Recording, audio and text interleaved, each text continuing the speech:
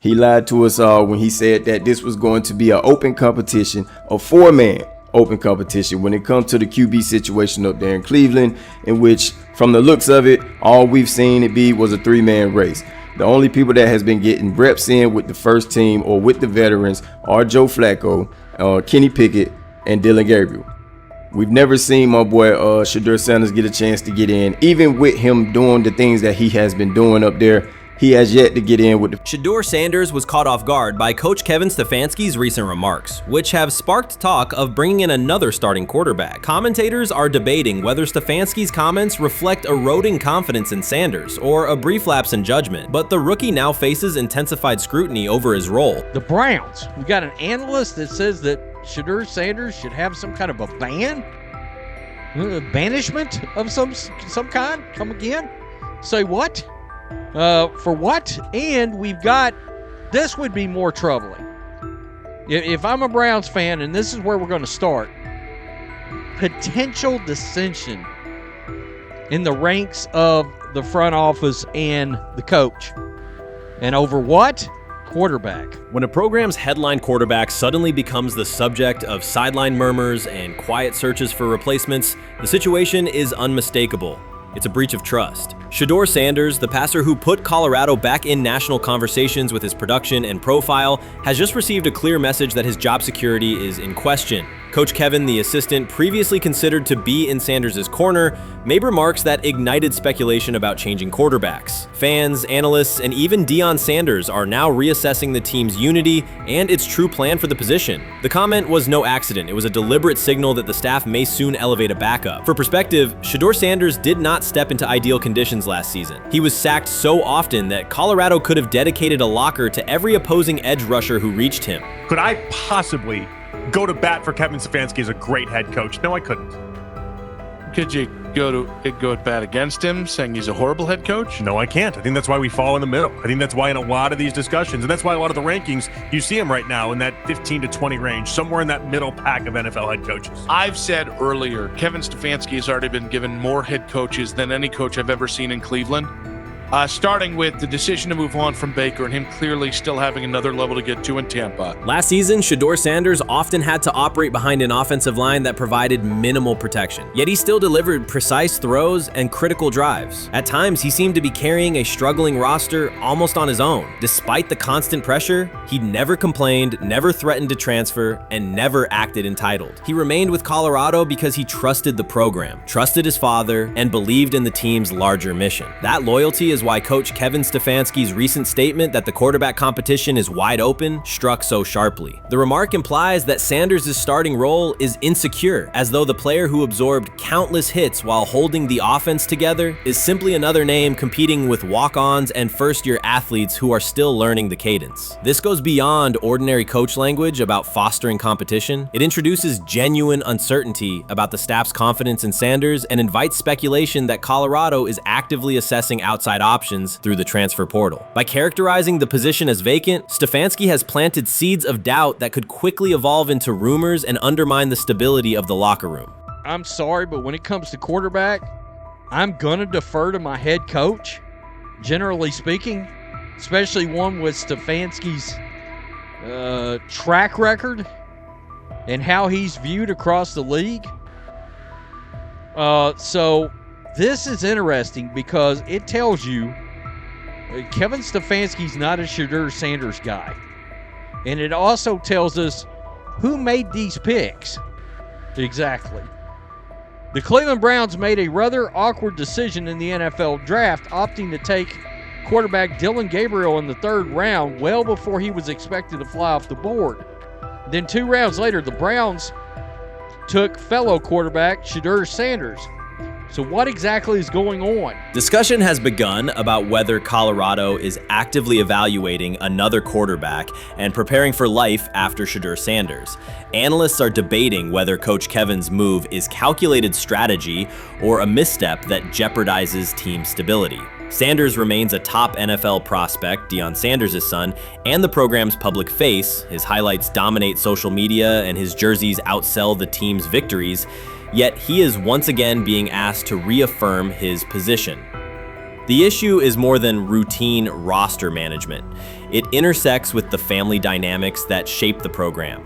By portraying the quarterback job as open, Coach Kevin signals to both SHEDEUR and Dion that the staff is willing to move on despite Sanders' stature. For SHEDEUR, sitting through film sessions while hearing talk of potential replacements adds an unwelcome layer of uncertainty to an otherwise proven resume. The decision may reflect a desire for a quarterback with a different profile, perhaps someone more mobile and system-oriented, rather than a dismissal of Sanders' accomplishments. SHEDEUR Sanders did not treat Day 4 of Brown's training camp as anything other than work. He completed 8 of 11 passes with 3 touchdowns, operating with control and accuracy throughout the red zone periods. The throws were varied, a well-placed ball to rookie Luke Floria that led him across the goal line in stride, a firm throw to Cade McDonald over middle after a quick read, and a tight window completion to Deontay Johnson at the back of the end zone with 2 defenders closing. The sequence showed timing, poise, and placement under pressure. While national attention centered on Joe Flacco's underneath completions and Kenny Pickett's option and rollout periods, Sanders produced scoring plays on schedule. The performance was not the product of broken coverages or end-of-period reps. It came within structured work, with defenders in position and the offense executing standard progressions. The accuracy rate, 8 completions on 11 attempts, reflected consistent mechanics and decisions. The operation was steady from huddle to snap to finish. Despite that session, the distribution of first-team snaps did not change. Camp logs indicated that Pickett and Dillon Gabriel continued rotating with the starters, while Sanders remained primarily with the second unit. With the first preseason game approaching, that choice drew more attention from observers who expected productive days to be followed by expanded opportunities. The question surfaced again: what additional evidence is required to evaluate Sanders with the top group? The 3 touchdowns illustrated different aspects of his profile. On the throw to Floria, Sanders used a measured trajectory to lead the receiver away from contact and into the end zone. On the ball to Johnson, he identified leverage, held the safety with his shoulders, and delivered to a precise spot at the back line. On the throw to McDonald, he eliminated the first read, reset, and drove the ball into the window before the hook defender could squeeze it. Each score reflected a particular tool: anticipation, manipulation, and velocity within standard timing. Comparisons to the other quarterbacks were straightforward. Pickett produced 2 touchdowns but placed 1 late ball that exposed a receiver to contact near the goal line. Gabriel accounted for 1 score, with additional gains coming on checkdowns and designed movement. Flacco advanced the ball in short increments without finishing drives during the same period. Sanders converted opportunities into points repeatedly and without turnovers. The rotation, however, remained unchanged. Head coach Kevin Stefanski and the staff continued to allocate first-team work to the same group, describing the process as an open evaluation. In practice, that has meant extended starter reps for Pickett and Gabriel, veteran scripts for Flacco, and second unit periods for Sanders. The disconnect between output and opportunity was notable, particularly given the stated goal of reaching an early decision at quarterback. When asked about the timeline recently, Stefanski said the preference was to decide sooner rather than later, an acknowledgement that the window for assessment is limited as preseason approaches. Speculation about motives is common in such situations. The discussion has included references to front office perspectives and ownership influence. Owner Jimmy Haslam is widely viewed as supportive of drafting Sanders. General manager Andrew Berry is known for prioritizing fit, traits, and process within the roster building model. Stefanski reports to Berry, and the practice plan reflects coaching evaluation within organizational parameters. None of that guarantees any outcome. It does explain why rotations can remain conservative even after strong individual periods. Regardless of internal views, the most useful next step for the evaluation would be a defined set of first-team snaps for Sanders to put comparable tape next to his peers. There was also outside attention on several practice segments from earlier in camp that showed Sanders throwing during lulls to non-receiver personnel, ball attendants, staffers, and assistants, while other quarterbacks were in script with full units. Those clips circulated widely and were interpreted by some as dismissive. Sanders addressed questions about it by narrowing the focus to preparation, explaining that his responsibility is to be ready for the work assigned and that he has adjusted at every level of competition, from HBCU ball to the Power 5 and now the NFL. The response matched his general approach: acknowledge the situation, maintain routine, and continue to execute when the next period begins. The broader draft day and narrative context remains part of the conversation. Sanders' college resume included efficient production and high completion rates across across 2 programs, culminating in national recognition such as the Johnny Unitas Golden Arm Award. His selection in the 5th round was driven by varying evaluations of projection, scheme fit, and development timelines. The result is the current environment. He must present his case within limited windows, then wait for access to the next rung of competition. That does not make the process unfair, it makes it exacting. The best answer, for him and for the staff, is additional, comparable reps and clear tape. Fan reaction after day 4 was direct. Social accounts and comment threads filled with assessments that centered on performance rather than reputation. Sanders produced 3 touchdowns, avoided negative plays, and showed command in the red zone. Supporters pointed to that tape and asked for opportunities with the starters to verify whether the same rhythm carries over with the top receivers and linemen. The message was not about headlines. It was about the logic of evaluation in a compressed calendar. From an operational standpoint, Sanders' day reflected consistent fundamentals. His base was disciplined, his eyes matched his feet, and his timing aligned with route depths. On the Johnson score, he used a subtle shoulder turn to hold the safety before resetting and throwing to the back line. On the McDonald throw, the ball was out on the second hitch, arriving before the defenders could converge. On the Floria play, the arc and placement minimized the hit risk and maximized the run-through. Those are portable traits. They translate across units if the timing with receivers is established through reps. The staff's balancing act is real. They must prepare the presumed week 1 starter with sufficient continuity while also giving developmental players enough exposure to judge ceiling and floor. That tension is present in every camp. The cleanest path through it is to carve out defined first-team sequences for each competitor and evaluate the tape against comparable defenses and situations. High red zone, low red zone, 3rd and medium, and 2-minute. Sanders' performance on day 4 strengthened the case for such an allocation. Context matters off the field as well. Earlier in the offseason, 2 speeding citations, 91 miles per hour in Brunswick and 101 miles per hour in Strongsville, prompted public comment from Barry, who emphasized standards and safety. Sanders accepted responsibility, stated that he learned from the incidents and moved on. In camp, he has kept the focus on football tasks, install retention, cadence management, protection IDs, and post-practice review. He has also continued to build rapport across position groups, including veteran receivers and defensive backs, so that timing and expectations are clear when reps arrive. None of this diminishes the experience of the veterans in the room. Flacco has decades of film, Pickett has multiple seasons of NFL starts, and Gabriel brings mobility and a defined collegiate profile. It does, however, underscore the purpose of camp, to align decisions with current performance. Sanders produced the most efficient scoring period of the day. The next logical step is to see that operation with the starting unit, document the results, and compare them to the other candidates under the same conditions. The preseason opener will compress timelines further. Install packages expand, and coaches begin to narrow personnel groupings. If the objective is to identify the quarterback who can operate the offense most cleanly on Sundays, then structured exposure now will give the staff better information later. A small but deliberate set of first-team snaps for Sanders, scripted early downs, a 3rd down sequence, and a red zone series would provide data without disrupting broader preparation. Until that occurs, Sanders can only continue to control process and execution. Day 4 showed what that looks like when opportunities align. Efficient reads, disciplined mechanics, and finishes in the end zone. He did not seek attention for the sequence. He put it on tape. If the evaluation remains consistent with the stated competition, comparable snaps should follow. If they do, the staff will have a clear, side-by-side measure. If they do not, the question from observers will remain the same. What more needs to be seen to justify the look?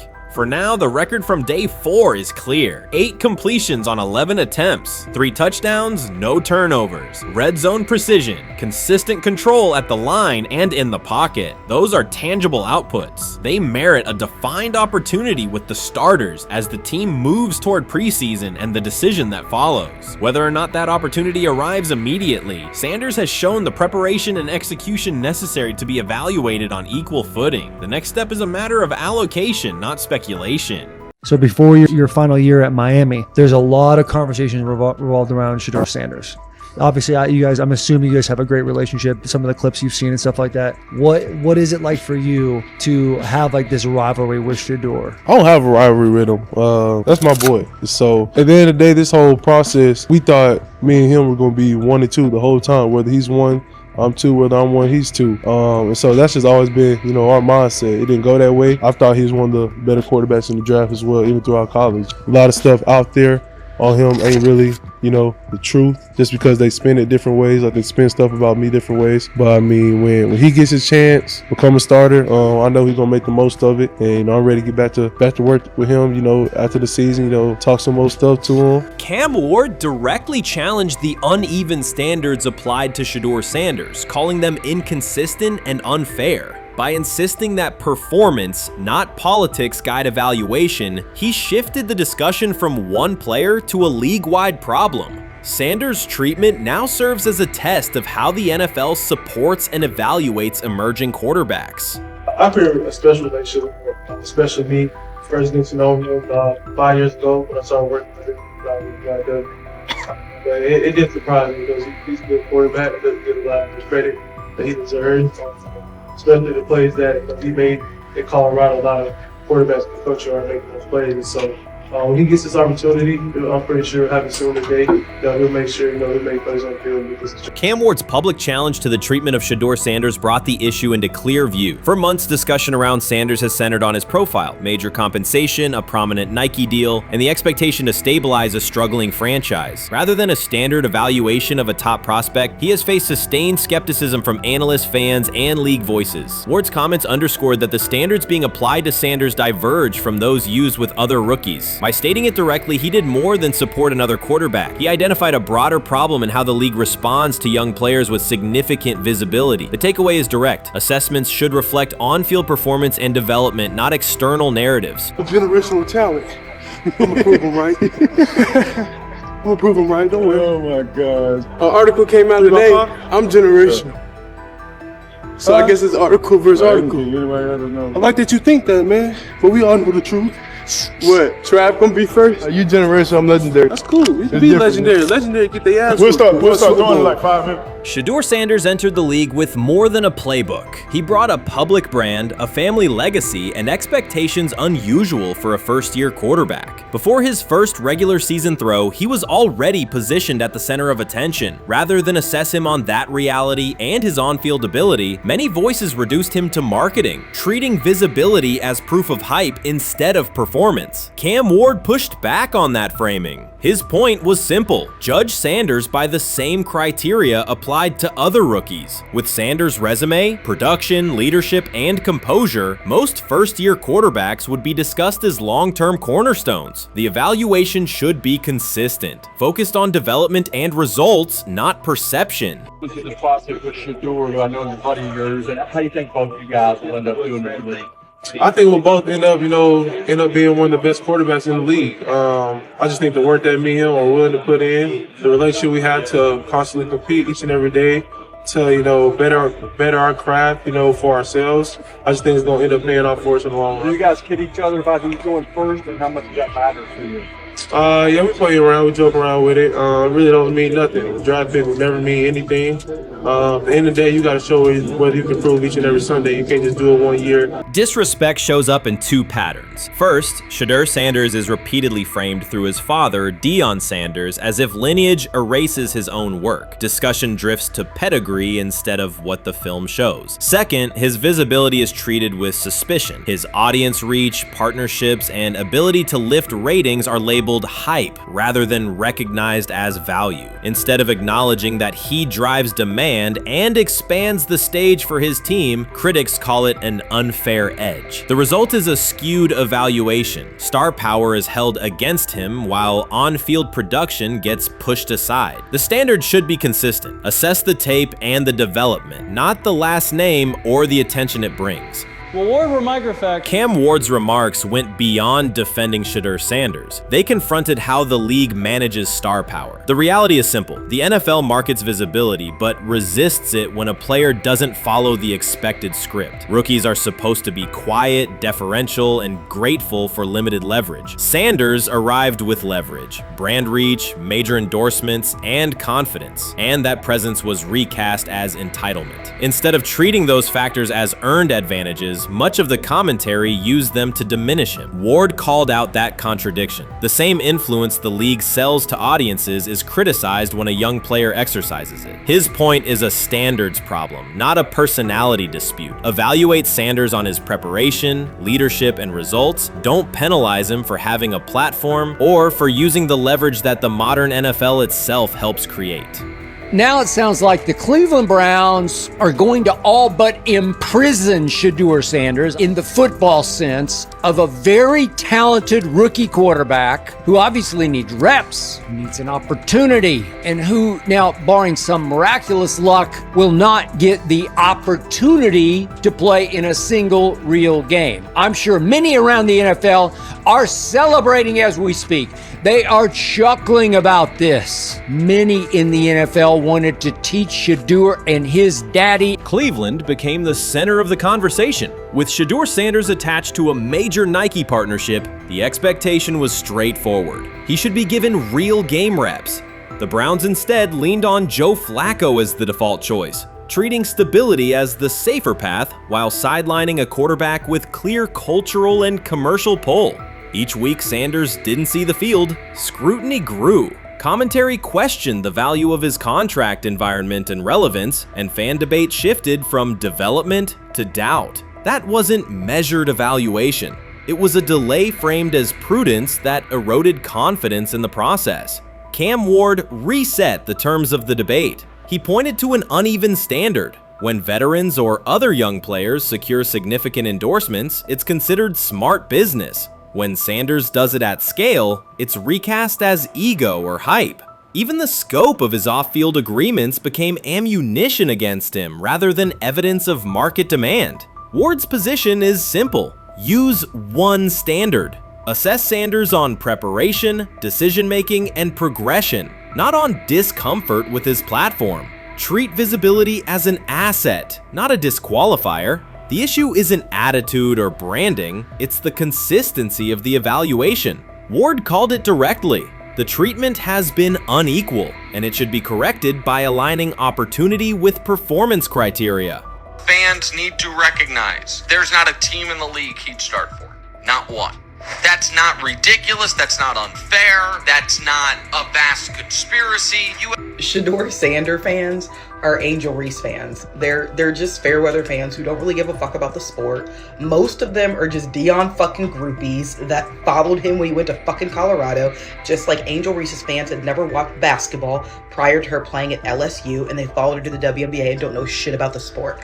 That's it. Now Dion fucking groupies are running around acting like, oh, this is payback to his dad. The timing is pivotal. SHEDEUR Sanders isn't trying to blend into the league's background. He's shaping the agenda. He drives debate segments, fuels short-form highlights, and moves merchandise at a pace most rookies never approach. By the metrics that define modern attention, he is the draw. Yet, a segment of observers continues to undercut him, not because of shortcomings on tape, but because of discomfort with how prominent he already is. Cam Ward put words to what many could see. Coverage around Sanders has been filtered through reaction to his visibility, rather than a clear read of his performance and growth. The market has already weighed in. Demand is real, not manufactured. Nike's record-level rookie endorsement aligned with that reality, signaling long-term value and cultural reach. This exposes a core contradiction. The NFL depends on star power to sell tickets, fill stadiums, and boost ratings, but it resists stars who set terms on their own. Visibility is celebrated until a player exercises it. The fix is straightforward. Apply one standard. Evaluate Sanders on preparation, decision-making, and results, and treat his platform as the asset it is. If the league benefits from his presence, its evaluation practices should reflect that same reality, consistently and without penalty for scale.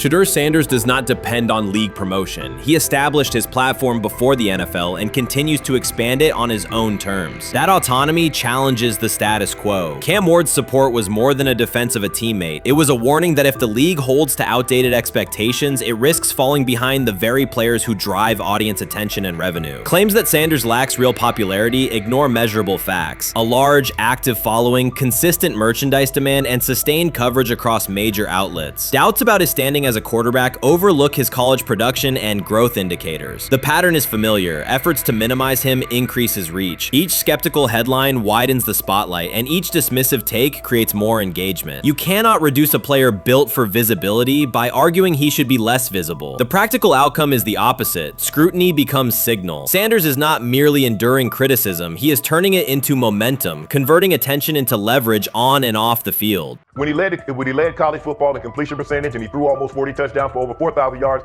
how tall was he? Because they make it seem like he shrunk all of a sudden, RC. Oh, how lively was his arm? Because all I know is somebody did that. Somebody threw for over 4,000 yards, somebody threw for almost 40 touchdowns, and somebody led college football in completion percentage. Now, I'm trying to figure out, what I try to figure out all the time, Mel, is how a guy that hadn't played football in almost 5 months. Shannon Sharpe has publicly defended Shedeur Sanders and criticized those questioning him. Sanders has earned higher recognition and some fans are responding negatively. Although there's debate about whether he belongs on a second team list, Sharpe maintains that Sanders' career is clearly ascending. Reactions on social media are mixed. Some users are angry, others are surprised, and a few say they anticipated this result. The conversation remains active. When reports confirmed that Shedeur Sanders had been elevated from second team to near top tier status, Shannon Sharpe issued an emphatic response. He delivered a detailed rebuttal to critics, underscoring why Sanders deserved the promotion and directly challenging those who doubted the decision. I don't think that he was underprepared during these meetings. I don't believe any of these stories that he showed up arrogant and that he was bombing his interviews. I mean, you watch the film, he's on time, he's on point. You watch his interviews, he answers like a 10-year NFL veteran. Like, he's clearly dominating OTAs. It's every single day there's a new report of how well he's doing for the Browns in OTAs. And I mean, you can say what you want, it's just OTAs. Okay, if that's your new narrative, then he's doing exactly what he needs to be doing. He's on point, he's on time, he's getting the respect of his teammates, and he's making plays. So we're gonna see years down the line, something's gonna come out that I don't know what exactly it was, but something will come out. Critics have been waiting for an opportunity to dismiss Sanders. They labeled him overrated, accused him of benefiting from nepotism, and claimed his profile came only from his last name and polished image. Within their own echo chamber, they cited every game in which he fell short of huge passing numbers as validation of their doubts. Since Sanders has begun receiving formal recognition, criticism has escalated. A wave of self-appointed analysts is dissecting his throwing mechanics and team role, and many online commentators now argue that his promotion reflects deeper problems within the sport. Shannon Sharpe rejected each criticism directed at Shedeur Sanders. During the broadcast, he turned a routine segment into a detailed examination, acting as presenter, interrogator, and fact-checker. Sharpe walked viewers through game film, season statistics, and scouting reports to show why Sanders merited his recent promotion. Whenever a panelist claimed Sanders had not earned the role, Sharpe countered with completion percentages, efficiency ratings under pressure, and documented late-game drives that changed outcomes. He stressed that the backlash was driven less by on-field evidence and more by reluctance to revise earlier opinions. Sharpe argued that critics were upset not because Sanders lacked qualifications, but because his progress contradicted their initial narrative. By the end of the discussion, Sharpe had moved past simple defense and reframed Sanders as a clear example of performance-based advancement, demonstrating that early predictions can be wrong. Never heard of no Dylan Gabriel or Tyler Shock. What the hell is that? So how is Shedeur Sanders going behind them? I'll tell you how. Collusion. 4 different times they passed on him. How the hell does that happen? 4 rounds. It doesn't happen to a quarterback. We've never seen anything like this before. Shedeur Sanders with the watch. Shedeur Sanders with his bravado. Shedeur Sanders with this supposed arrogance or whatever. Shedeur Sanders' advancement did not happen by chance. While detractors questioned his resume online, he continued to prepare, attend every practice, and deliver accurate throws under pressure. The contrast between his output and the complaints directed at him has been stark. Some critics even argued the selection committee was, quote, biased toward performance, as if rewarding strong play were improper. Rumors quickly followed. Certain commentators speculated that a public relations push from the Sanders family must have influenced voters, suggesting everything from coordinated media strategies to alleged favors for coaches. None of these theories addresses the basic point. Sanders earned his promotion through consistent production, poise in the pocket, precise ball placement, and efficient decision-making. Shannon Sharpe highlighted these facts during his response. He noted that Sanders' performance metrics justify the recognition and emphasized that resistance to the move stems more from prior prejudice than from substantive evaluation. For Sharpe, the goal was clear: present the data, challenge unfounded claims, and correct the narrative. The discussion, therefore, became a broader statement about acknowledging merit and abandoning outdated assumption. Colin Cowherd defend college basketball coaches who have gotten a DUI, come to their defense and say they didn't need to be fired, that they deserve a second chance. But SHEDEUR Sanders drives 40 miles over the speed limit, gets a one-on-one ticket, and Colin Cowherd comes on his show today and says he's out on SHEDEUR Sanders. He's seen enough. He can't support him anymore. He can't be in the SHEDEUR Sanders camp because of this speeding ticket. Shannon Sharpe addressed commentators who portray constant doubt as expertise. Those who discount strong performances with "we'll see" but declare bust after a single mistake. He noted their belief that progress only counts if an athlete visibly struggles. Sharpe's response was methodical rather than emotional. He presented evidence, cited statistics, and calmly refuted each claim. Following his remarks, several critics began revising or deleting earlier posts, recasting themselves as longtime supporters of SHEDEUR Sanders despite having questioned him for months. Sharpe insists on accountability, naming specific individuals and dates while requesting public acknowledgement of prior errors. He argues that analysts cannot spend months undermining a player's potential and then quietly adopt a supportive stance once the athlete succeeds. These are serious, big-time, top-of-the-line playmakers that they have. If you can go 45 to 42 in the fourth quarter because your quarterback set the school record with 510 yards passing.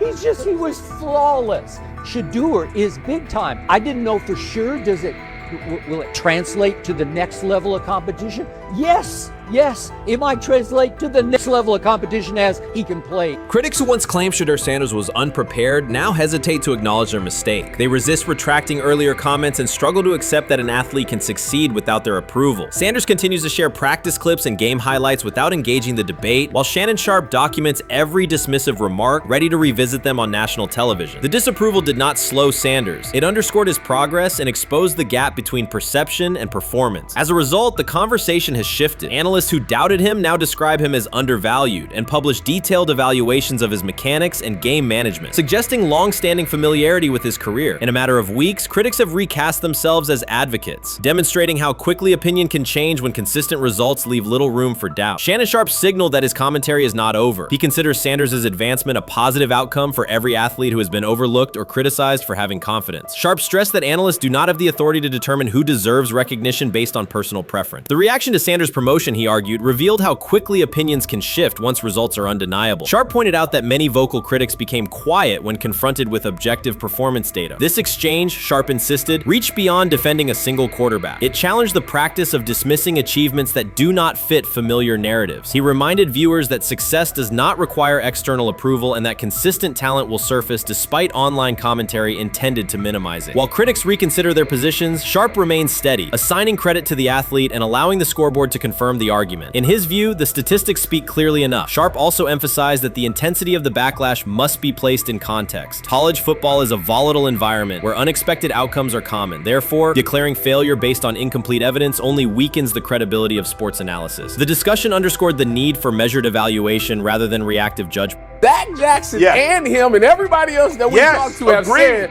that SHEDEUR looks good. He looks really good. He looks better. And we got Zach that say Dylan Gabriel ain't even an NFL quarterback. It's true. So how is it that this man can't get a rep with the ones, but that non-NFL quarterback can? We all what agree sense with that. does that make? Some observers now claim that recognizing Shedeur Sanders' strong performance undermines football's traditional standards, even though they previously argued he received coverage only because of his father. Faced with Sanders' current statistics, those critics are searching for explanations that fit their earlier narrative. The data have always been clear. Their earlier objections ignored that fact. Shannon Sharpe is openly highlighting this reversal, comparing past negative remarks with Sanders' recent 400-yard games to demonstrate the gap between criticism and evidence. Sharpe did not force these commentators to backtrack. He simply displayed their earlier claims alongside Sanders' results, allowing the contrast to speak for itself. Many observers declared Deion Sanders was finished. They argued that his public style attracted unnecessary attention, that his health had deteriorated too far, and that his coaching career was approaching an abrupt conclusion. They misread his resolve. When speculation intensified, Sanders did not schedule a press conference or issue a formal statement. Instead, he released a short video recorded at his Texas home, walking alongside recording artist Lil Wayne. The footage established two facts. Although Sanders still walks with a limp, he remains active, and he intends to return to the sideline. Reports from USA Today and ESPN confirmed that Sanders had temporarily left Colorado to recover from a significant, undisclosed medical condition. He lost 14 pounds and missed several summer practices, leading to widespread debate about his future. Unofficial sources suggested complications related to previous blood clot issues, but no official diagnosis was provided. Throughout Sanders' absence, numerous media outlets framed his situation in crisis language, frequently questioning whether he would coach again. By comparison, when coaches such as Lincoln Riley paused their duties for health or family reasons, coverage emphasized understanding and patience, an imbalance that reflects a common difference in how high-profile black coaches are treated. Sanders' silence was not a retreat, it was a period of recovery. During rehabilitation, he relied on family, faith, and trusted colleagues, yet stayed connected to his program through brief online updates. The video with Lil Wayne demonstrated that he retained strong support from influential friends, countering narratives that portrayed him as isolated or on the verge of retirement. The visual evidence showed that his setback is temporary, and that he remains determined to lead Colorado into the forthcoming season. Since accepting the Colorado position, Sanders has dramatically elevated the program's national standing. He first drew national attention to Jackson State and the broader HBCU football landscape, then moved to Boulder and transformed a one-win team into a central storyline in college athletics. His approach, combining hip-hop culture, direct communication, and open expressions of faith, has challenged conventional expectations for head coach behavior. Each step forward has been met with heightened scrutiny. His time at Jackson State was labeled a publicity stunt, his departure for Colorado was framed as abandoning HBCU culture, and his social media presence has been cast as distraction from traditional coaching responsibility. Critics often magnify Sanders' missteps and question his motives, while comparable actions by other coaches receive neutral or sympathetic coverage. Showings of enthusiasm from Brett Favre and disciplinary intensity from Nick Saban are celebrated as competitive passion, yet Sanders' displays of confidence are frequently labeled arrogance. The discrepancy illustrates deeper biases rather than differences in performance. Sanders' success challenges entrenched expectations of how a college football leader should look, speak, and act, especially a black coach who refuses to downplay his identity. During his convalescence, Sanders maintained close communication with his staff and athletes, reinforcing the standards he had established: discipline, accountability, and belief. The program's daily messaging continued to emphasize preparation and resilience, signaling that Sanders' influence persists even when he is away from campus. Athletes echoed his mantras during workouts, confirming that his leadership extends beyond physical presence. Sanders acknowledges the seriousness of his medical challenge, but has refused to let it define him. He has publicly discussed leaning on scripture and prayer, explaining that his purpose as a mentor, father, and coach extends beyond personal adversity. In that context, the video of him walking in the Texas sun was less a strategic media effort than a straightforward demonstration of continued commitment to his team and mission. Colorado still requires Sanders' vision. Prior to his arrival, attendance was low, national media attention was minimal, and recruiting momentum had stalled. Sanders' leadership brought renewed energy, authentic identity, and higher standards of accountability. Players who previously lacked representation in college football leadership found a coach who shares, affirms, and elevates their cultural background. Sanders supplements conventional coaching priorities, scheme, fundamentals, and execution with empowerment initiatives that cultivate self-confidence and authenticity. As preseason camp approaches, Sanders intends to resume full involvement, even if medical recovery remains ongoing. His presence is expected to restore on-site leadership, stabilize the locker room, and direct media coverage toward on-field progress. For Sanders, the objective extends beyond compiling wins and includes completing a cultural transformation that expands how success and leadership are defined in modern college football. Those who predict his decline overlook the underlying traits, faith, perseverance, and purpose that have supported Sanders throughout his career. Doubts, rumors, and disproportionate scrutiny have followed him from playing days into coaching, and he has consistently responded with results. His current health setback is another obstacle, not a conclusion. The broader initiative he leads, centered on authenticity, opportunity, and high standards, continues. When Sanders returns to the sideline, it will mark the next stage of a movement he has guided from Jackson State to Boulder. The recent period of quiet has been strategic rather than passive. Instead of defending himself in daily briefings, Sanders focused on rehabilitation, remote program oversight, and family support. Each brief social media message reinforced a consistent theme: faith and preparation. He has articulated gratitude for medical professionals and has reiterated that his mission at Colorado is unfinished. His public references to scripture have been direct but measured, aligning with his long-standing practice of integrating faith into leadership. By walking through his ranch with Lil Wayne, Sanders signaled continuity. The clip underscored that influential supporters remain engaged, that Sanders' broader network values his vision, and that he remains capable of navigating physical challenges. The visible limp was not evidence of imminent retirement. Rather, it documented the reality of ongoing recovery and the resilience with which he approaches each obstacle. Colorado's athletic administration and football staff continue to affirm Sanders' program direction. Recruitment communications cite his established record in fostering cultural relevance and national exposure. Prospective athletes respond to a coach who presents a transparent path to development, both on and off the field. Current players refer to Sanders' coaching points with clarity, citing specific drills and expectations that remain unchanged during his absence. These indicators demonstrate that the core structures Sanders implemented are functioning and that his return will be an amplification, not a restart. Criticism regarding Sanders' public persona often conflates media style with coaching substance. Analysis from opponents suggests that social media engagement dilutes football preparation, yet Sanders' staffs emphasize time management and delegation. Defensive and offensive coordinators handle in-game adjustments, while Sanders directs overall culture, recruitment, and leadership. He has articulated that visibility serves to amplify program accomplishments and enhance player opportunities, not replace strategic football planning. Some commentary has attempted to reframe Sanders' health issue as evidence that his coaching model is unsustainable. The argument ignores the documented health challenges faced by numerous coaches across levels of competition. For example, college coaches recovering from heart procedures or joint replacements have returned to successful seasons after appropriate medical clearance. Sanders' case follows a comparable trajectory. Medical complications require temporary separation, structured rehabilitation is prioritized, and a managed return is planned. Institutional medical protocols at Colorado dictate clearance requirements. Sanders will meet those before resuming full sideline duties. Colorado's players have expressed public confidence in Sanders' eventual return, citing regular virtual check-ins and continued accountability. Several athletes noted that positional meetings included recorded messages from Sanders reinforcing tactical goals and personal discipline. These details confirm that Sanders has remained actively engaged, albeit remotely, and that team culture remains aligned with his principles. Looking ahead, Colorado's schedule will attract national attention, both for on-field competitiveness and the storyline of Sanders' comeback. Analysts will evaluate how quickly he reestablishes day-to-day rhythm and whether his physical limitations influence practice oversight. Internal planning accommodates gradual escalation of responsibilities, with medical staff and strength and conditioning personnel contributing to phase reintegration.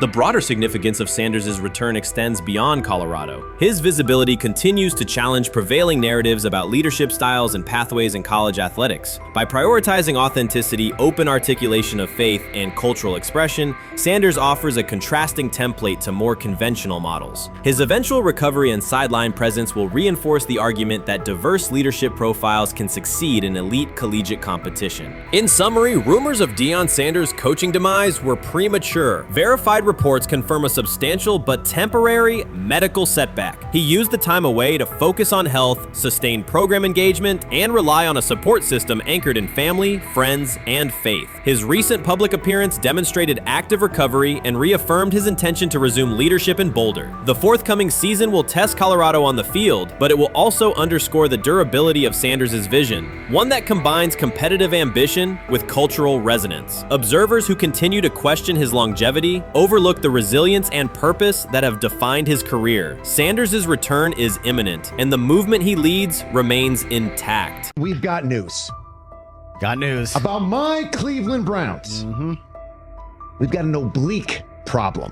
Obliques are big deals, especially when it's your quarterback. Now, he might be 4th on the depth chart, but he was number 1 in the preseason game last week, and he did a great job. 138 yards, 2 touchdowns. SHEDEUR Sanders has an oblique injury. That is not good. I do not like this.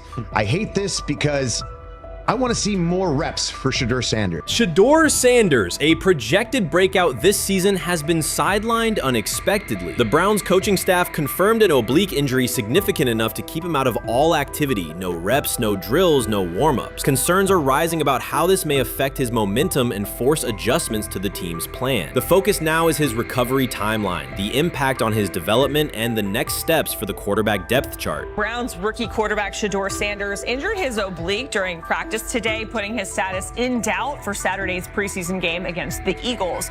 He's the latest quarterback on Cleveland's roster who has dealt with a health issue, joining fellow rookie Dillon Gabriel and Kenny Pickett.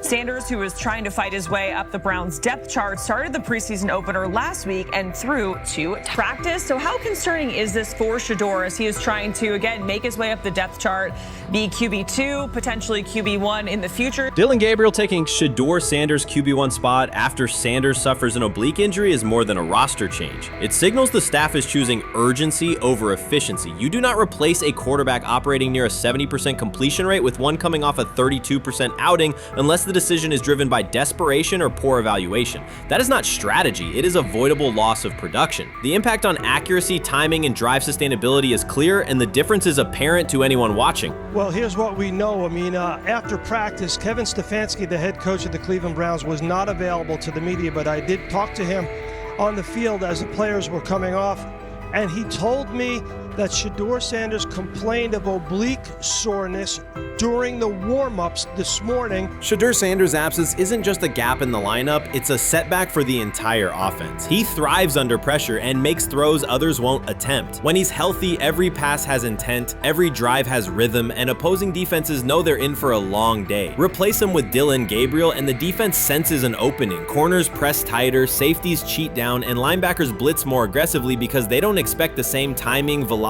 or accuracy. Yes. I mean, yeah, I'm a fan. I'm not even going to try to hide it. Rich gets You guys are fans. Like, you guys talk about the Cleveland Browns quite a bit. Yeah, it's almost annoying to me. It aggravates people. Like, people don't like the fact that Rich talks a lot about They must love SHEDEUR. I'm here. But it's like, you know, you have a friend, and that friend's child is following in the family's footsteps. You want them to do well. I don't know why people have such an issue. I know Rich is supposed to be impartial, but it's kind of hard when you have that type of tie to it. But yeah, I'm rooting for SHEDEUR, man. And Dillon Gabriel's 32% completion rate isn't just poor, it's untenable at this level. A number that low needs no context. It means 2 misses for every completion. Weather, opponent, and play calls are secondary when efficiency is that limited. That output does not sustain drives or keep the full playbook viable, yet he is starting while SHEDEUR Sanders is sidelined. The contrast is clear. Sanders brings accuracy, timing, and command. Gabriel's recent performance reflects inconsistency and missed opportunities. Choosing Gabriel under these circumstances reduces offensive reliability and invites defensive pressure. It is a decision that sacrifices efficiency and field position. So it'll be interesting to see what happens with Dillon Gabriel, but to the SHEDEUR Sanders point, it is unfortunate because I thought he was gaining some momentum. I know the practice that they had before they left for Philly, Daniel Oyefusi reported that he actually took the most reps of all of the quarterbacks. And that was the first time that had happened. It was the first time that he had went ahead of Dillon Gabriel, practicing with the twos, etc. So like coming off that stout performance against the Carolina Panthers, he was gaining momentum. If this were a clean evaluation, there would be no debate. SHEDEUR Sanders is the clear choice. He's accurate, composed, and consistent with a track record of high-level production. Dillon Gabriel remains a question mark, and not the kind that stresses defense. He's the kind that makes coaches consider leaning on the run to limit risk and protect field position. The reality is that injuries create openings for players who haven't earned them. Gabriel has stepped into QB1 while Sanders is out, but that reflects circumstance, not superiority. We don't know the severity of this oblique injury and whether it will even keep him out of Saturday's game against the Eagles. As for moving up the depth chart, I'm the Browns preseason sideline reporter. I was there Friday night when he burst onto the stage and set the NFL world buzzing. And yes, his demeanor was tremendous. His poise was tremendous. He did the things that were asked of him. But at the end of the day, he wasn't actually asked to do all that much. The real concern is how this could attach to SHEDEUR Sanders' reputation. The NFL is unforgiving about availability. An oblique injury for a quarterback isn't minor. It affects mechanics, torque, and timing. Even with a strong return, the injury-prone label can linger. For the Cleveland Browns, or any team seeking stability under center, that perception is toxic. Teams don't want a player they fear won't make it through October. That's the risk. Talent doesn't always overcome league politics. Once questions about durability start, they rarely fade. They surface in contract terms, roster decisions, and sideline evaluations. So SHEDEUR Sanders is injured again? If you were following along on social media today for the Browns' first joint practice in Philadelphia against the Eagles, wow, you were in for a tumultuous ride. I mean, all the reporters, both Browns and Eagles reporters, were pretty much flabbergasted at the fact that SHEDEUR Sanders was taking 0 team reps during the day, and even Tyler Huntley was getting team reps instead of SHEDEUR. And then it came out, obviously, everybody's speculating. There's people calling for Kevin's jobs, and before I go any further, I don't blame anybody, ever. Meanwhile, Dillon Gabriel's numbers should be sidelining him, not elevating him. A 32% completion rate isn't a dip, it's a warning sign that points to issues with field vision, timing, and receiver cohesion. That's the quarterback taking snaps while SHEDEUR Sanders is out. Put their work side by side and the gap is obvious. Sanders shows consistent placement, timing, and footwork that reflect high-level execution. Gabriel's recent output introduces variability that shrinks the call sheet and stalls drives. You can't claim the priority is winning while starting a quarterback who isn't reliably delivering routine completions. Fans recognize it, receivers lose confidence and tempo when targets are off, the offensive line's urgency fades when protection doesn't translate into productive throws, team belief in the quarterback is fragile, and once it erodes, a season can come apart quickly. We could be looking at, 3/4 of Snoop and maybe 1/4 of Dillon Gabriel. Not really exciting for the fans. Of course, it would be nice to see what Dillon looks like. Did spend third-round capital on him. If you're Dillon Gabriel and you're a rookie, is not you be want to get healed. You want the reps. You want to take these reps. So what do you do to prepare yourself and get ready? Because, man, when rookies get injured, it's like these reps are so valuable. Yeah, sets them back a lot. We do have some video here. Mike Garafolo had some video of Jalen Hurts kind of helping SHEDEUR use his cart to get off the field here. SHEDEUR Sanders changes the entire equation. His presence under center keeps defenses honest, keeps teammates engaged, and expands the coaching staff's options. You can call vertical shots, open the playbook, and control the game's tempo. Dillon Gabriel limits that. With him, the playbook narrows, drives stall, and the defense ends up on the field too long trying to compensate. The Cleveland Browns are not in a position to gamble at quarterback. This is a franchise with a difficult history at the position. With Gabriel, the issues are visible from the stands. A 32% completion rate won't jump to 60% with a few extra reps. If anything, it will decline as defenses present looks they would not risk against SHEDEUR. And that's the core issue. SHEDEUR Sanders at 80% is still a better quarterback than Dillon Gabriel at his best. That isn't exaggeration, it's the numbers. If Sanders is a 70% passer when healthy, even a drop to 60% keeps him well ahead of where Gabriel is now. Yet the team is rolling with the quarterback who isn't delivering routine completions. Every week Sanders is out, his hold on QB1 loosens. That's the hard truth. The longer Gabriel stays in the role, the more coaches cite continuity and chemistry to cover what's happening on the field. Every throw and every drive has to be a statement, not just to win, but to erase any notion that Gabriel is a legitimate alternative. In the NFL, QB1 isn't handed back because you used to be the best option. You have to take it. Started off with some positive news for SHEDEUR, and then it kind of just went left real quick. SHEDEUR got the news early on that if Dillon Gabriel couldn't go, he would get his second straight start in the Saturday preseason game against the Philadelphia Eagles. And then he went on to injure his oblique. For the fans who don't know exactly what part of the body the oblique is at and what that injury is and how it can impact the quarterback, can you explain to them what is an oblique injury? It's like up in this area, right? Well, you can't see me, but like right up in here, you know, when you go to throw, like obviously that's all that. So the truth is straightforward. The Cleveland Browns, or any team in this situation, aren't going anywhere meaningful with Dillon Gabriel under center. You can frame it as progress and point to selective highlights, but reality will level it out, and by then the season is already slipping. SHEDEUR Sanders is the difference between a team with a path forward and a team playing out the schedule. He reads coverages, delivers on-time throws, and forces defenses to respect every level of the field. Gabriel turns the offense into guesswork. The NFL is built on results, and the results are clear. Gabriel's 32% completion rate functions as a warning sign. It doesn't need context, a clinic, or a film session to explain. It signals inefficiency that stalls drives and compresses the playbook. Yet he has been handed the role SHEDEUR established through precision, composure, and production. That decision undercuts the stated goal of winning. With Sanders, the offense retains structure, rhythm, and threat. With Gabriel, it narrows and exposes the defense to longer stretches on the field.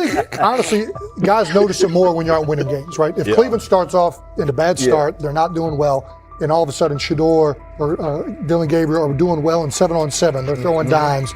In practice drills, the number one defense can't stop them.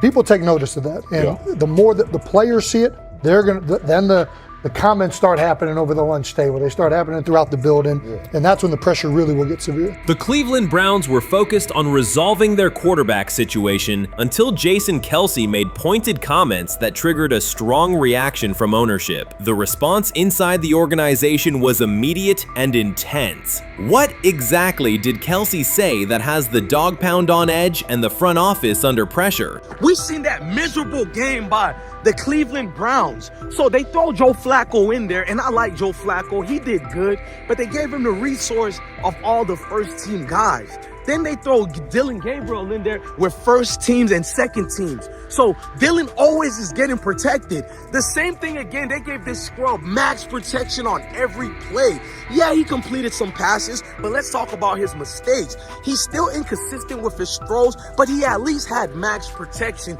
The Cleveland Browns continue to be defined by inconsistency and avoidable setbacks. Even as fans hoped the organization had turned a corner, Jason Kelce, fresh off retirement, offered a direct critique that reignited doubts about the team's direction. His remarks implied the franchise's structure and decision-making remain unstable and recent progress may not hold. The takeaway for leadership is straightforward. Identify core issues, align on a coherent plan, and execute with discipline. For supporters, it's another sign that the problems run deeper than a single season. They throw SHEDEUR Sanders in there with the lowest cab drivers you couldn't even get on 5th Street. And I'm pissed off, bro, because the play calling was abysmal. Look, even if you don't like SHEDEUR didn't even get a chance to be trash. Even if you think SHEDEUR is garbage, he didn't even get a chance to be garbage. That's how awful the offensive line was. Kevin Stefanski still doesn't want to give SHEDEUR second strings and first strings reps. Why is that? Browns ownership's response shifted from measured to urgent. The pattern is familiar in Cleveland. The team once treated Johnny Manziel as a franchise solution, retained Hugh Jackson for a second year despite results, and invested heavily in Deshaun Watson through a costly trade and contract. These decisions reflect aggressive but poorly aligned planning. The outcome has been continued instability instead of sustained progress. That this was the guy that they wanted to start. He's seasoned, he's experienced, he still has a big-time arm, even at his age, and they open with the Cincinnati Bengals. They wanted that experienced guy. He was always going to be the guy. They were not going to start Dillon Gabriel or SHEDEUR Sanders in week 1. Kenny Pickett had a hamstring injury. It makes it easy to go with Joe Flacco. And the question isn't and wasn't going to be who's the starter in Cleveland. The question is, who's going to be the backup in Cleveland? Who's going to be the number 2 quarterback when they open the season against these Bengals? Fans still show up season after season, expecting improvement and bracing for setbacks. The usual pattern has been early optimism followed by a gradual collapse. But last season was different. For a sustained stretch, the Browns looked organized and competitive, resembling a functioning team. Couple days, 3 days until roster cutdowns. How do you feel about that? Do you feel like you belong here on this team?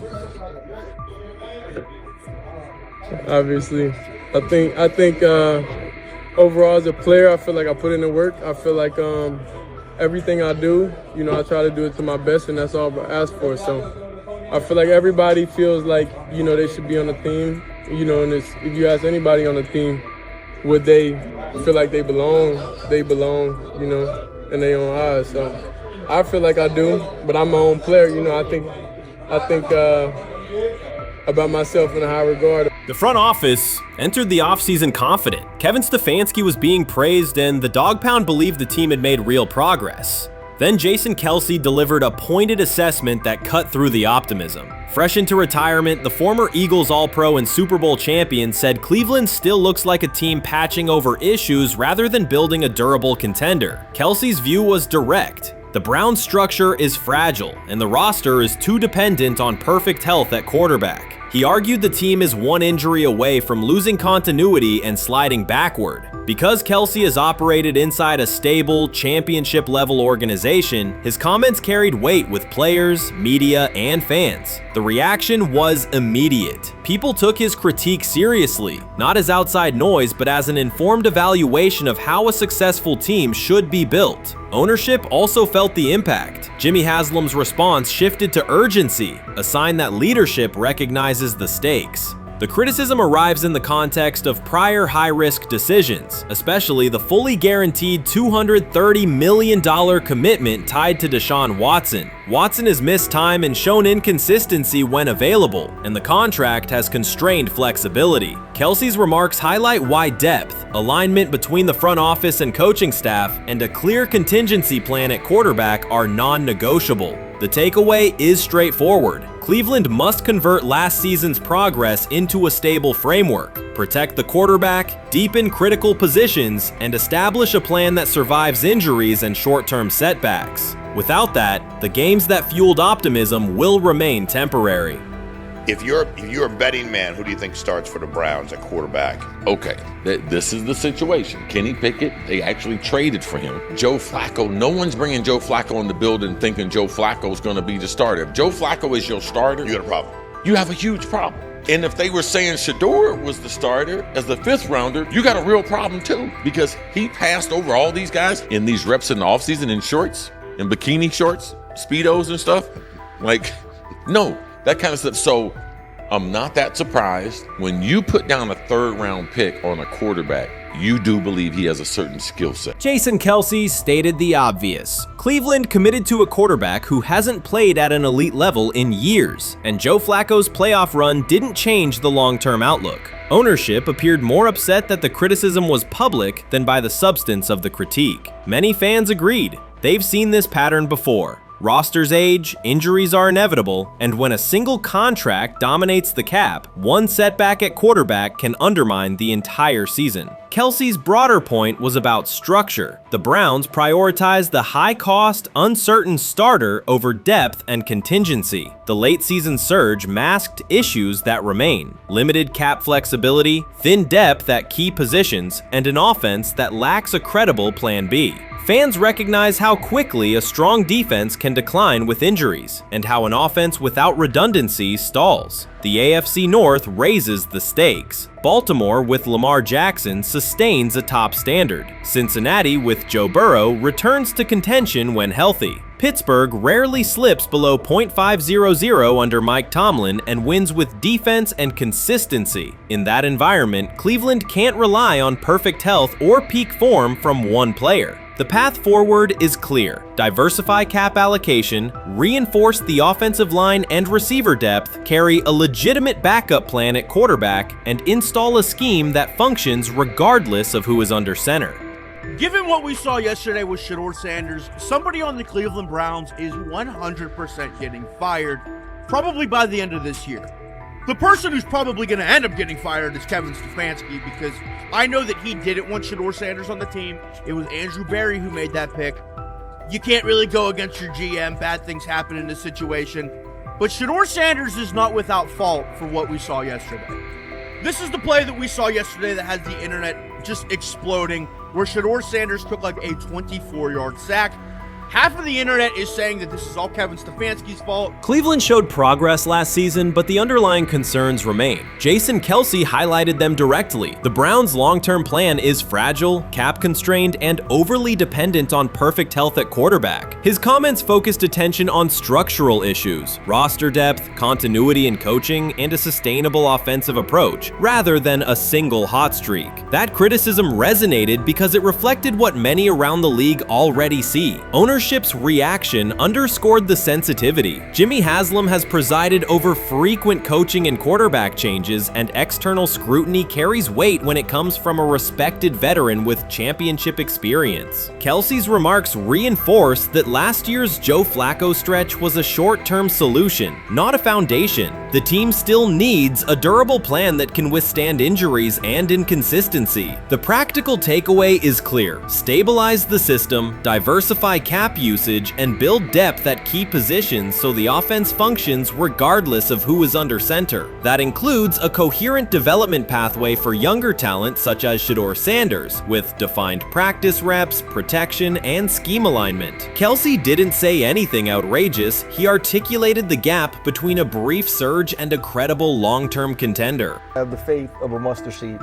Right, because this is the greatest resurrection since Jesus the Christ. Right, like at some point, Joe Flacco was thinking about getting into TV. Yeah. Right, Joe Flacco didn't have a job, and then now you not only come back and start for the Cleveland Browns late in the 2023 season, but they came back around to you. You're now the day one starter for a franchise that just 2 years ago was in the playoffs. The Browns' quarterback situation remains unsettled. Deshaun Watson was expected to be the long-term answer, but injuries and inconsistent play have prevented him from reaching an elite level. When the team turned to Joe Flacco after Watson's season deteriorated, Flacco immediately lifted the offense and produced results that highlighted the gap between expectations and reality. That a 39-year-old late addition could outperform a $230 million starter was not just a short-term surprise, it raised fundamental questions about roster construction and evaluation. Quarterback depth has been fragile, and the late-season surge masked broader structural problems. Jason Kelce's remarks made that clear. Cleveland is vulnerable if the starter is unavailable, cap flexibility is limited, and the offensive plan lacks a stable contingency. His critique drew attention to leadership and planning as much as on-field performance. Jimmy Haslam's strong reaction reflects the pressure on ownership. The organization has promoted a message of stability and progress, but Kelce's assessment suggested those gains are not yet durable. The path forward requires a realistic approach to the cap, a credible backup plan at quarterback, and a system that holds up regardless of personnel.